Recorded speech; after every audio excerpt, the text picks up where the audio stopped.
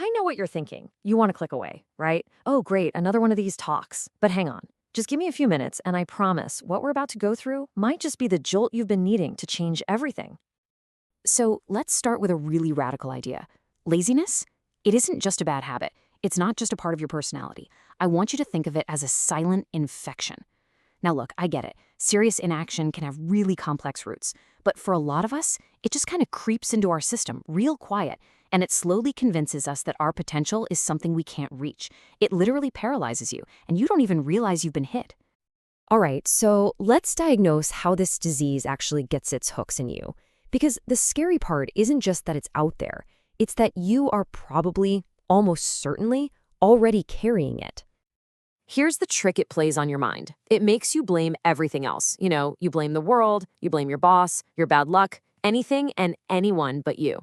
But here's the hard truth. The life you have right now is the result of thousands of tiny little choices. The choice to act or the choice to do nothing. And that choice, that's yours, and yours alone every single day. No, really, think about it. That's small, little action, right? Hitting snooze. Seems totally harmless, but that's the first battle of your day. And for so many of us, it's the first time we surrender. It's you quietly saying that a few more minutes of comfort right now is more important than making progress later. And that's exactly how the disease wins its first little victory of the day.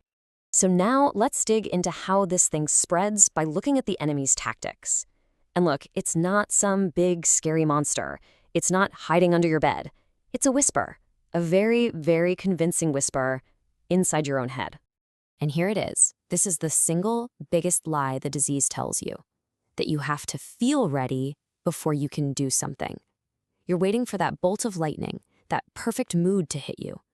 But it's a trap. Motivation is not a lightning strike. It's a little spark that you have to create. It doesn't come before you act. It comes because you act. You start doing the thing, and then you feel motivated. It's never the other way around. And what's the next great lie? I just don't have time. Oh, really? Come on, let's be honest with ourselves for a second. Where does that time actually go?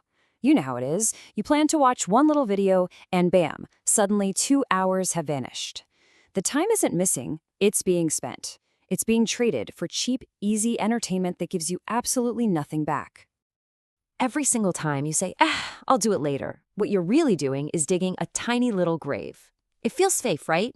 You feel like you're just pushing things off. But later is a fantasy land where nothing, and I mean nothing, ever gets done. It's the place your ambitions, your goals, and all your potential goes to die, one postponed day at a time.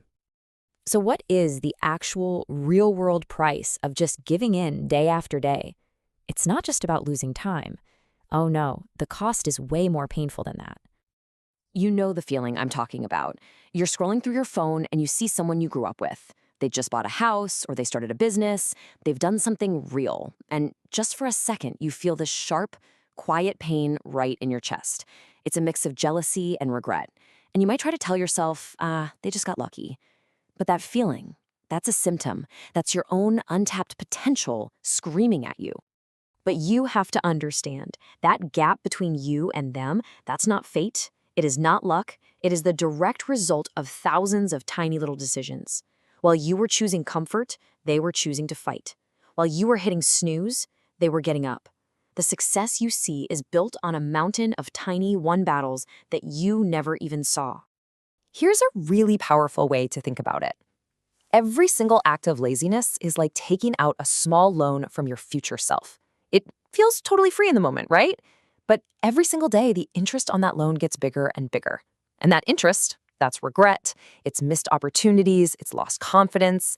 And one day you wake up and you are crushed under a debt that you can never, ever repay. I mean, think about this. The average person works for about 40 years. Now, if you take out all the time you spend just learning the ropes or coasting near the end and all those hours just lost to distraction, some people estimate you only really have about 10 focused, peak performance years to build the life you actually want. 10 years. That's it. Are you really spending that precious, limited time well? Okay, that was a lot. Enough about the problem. Let's talk about the cure. Let's talk about the counterattack. And you know what? The first step is actually surprisingly simple. Look, This isn't about changing your entire life overnight. This is about winning one single, tiny battle right now. Just pick one thing you've been putting off. Cleaning your desk, writing one email, going for a 10-minute walk. Don't think about it. Don't plan it out. Just set a timer for 10 minutes and start. The goal is not to finish it. The goal is just to begin. That is your only mission for the next 10 minutes. And that is the whole secret. The hardest part of any task is just getting started. That initial resistance, that's where the disease of laziness lives and breathes. But by simply beginning, you shatter its power. You prove to yourself, hey, I'm in control here. And that small victory, that creates momentum. And that momentum is the foundation of the entire cure. So let's wrap this up with the most important point of all. Every single day, whether you like it or not, you are stepping onto a battlefield. It's a fight for who you are going to become, and it's a battle fought between two competing versions of you. On one side, you have your fake self. This is the version of you that loves comfort, that is a master of excuses, the one that's always whispering, later. It's the one who trades long-term happiness for short-term ease. And on the other side, there's your real self, the one that wants to fight, the one that wants to build, the one that wants to earn a sense of pride, the one who knows the only time to get something done is right now. Every choice you make, all day long, feeds one of them and starves the other. So the real question isn't whether the fight is coming. It's already here. It's right now, in this very moment. It's in the choice you make the second this explainer ends. Are you going to surrender to comfort? Or are you going to stand up and fight for the future you keep saying you want? The choice is yours. Which self is going to win today?